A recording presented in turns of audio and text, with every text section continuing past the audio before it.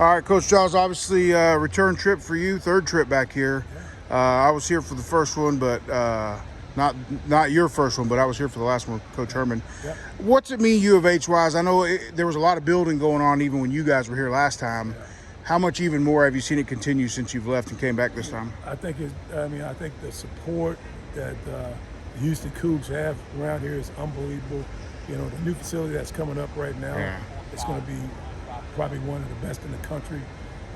I think at the end of the day, we have the tools to compete in the Big 12. Now we're going to have the facilities to do it. I know when you guys were here last time, there was even scuttlebutt back then of the move to the Big 12 and all that. I know that's something you guys were using in recruiting a little bit. Right. Did you think even back then, like if Houston ever actually gets there, they're really kind of one of those sleeping giant schools? I really feel that way. I mean, I think Coach Fritz, being here gives credibility to this school. Also, the ability to recruit the city of Houston. That's a big part of it, being in the Big 12.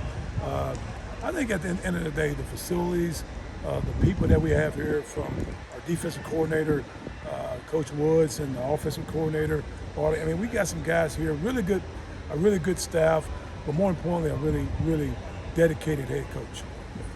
I know it's not been that long since you've been out here, but any guys starting to stand out a little for you, or guys that you're starting to? Well, spring ball is an opportunity for guys to show what they got. We was in the off season. Our strength staff is unbelievable. I saw those guys get stronger, but I do feel like our kids are starting to understand what we want. Whenever you're installing stuff, it's a gradual process, but I do think the kids are buying in. Very coachable kids, and just excited to see what's coming next.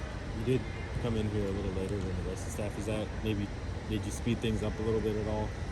I feel like sometimes I'm drinking out of a fire hydrant. It's coming. Everything's coming a little bit faster, but Coach Fritz has made the transition pretty seamless. Being here a couple of times, I still know some of the support staff, and so it's been really good. How do you feel these guys, been receiving your coaching and things? Yeah, like I said, I think these guys are very coachable, good kids. They want to be coached, I think at the end of the day, we can just continue to work on getting better each and every day. You got install going in, you got a new defense, a new offense. It's going to take a little time, but I think these kids are they're really open, with open arms and absorbing the coaching, and they want to be coached. And how did you approach that? Considering your previous coach, Brian Early, well respected, but also had some weird stuff going on in terms of leaving, coming back.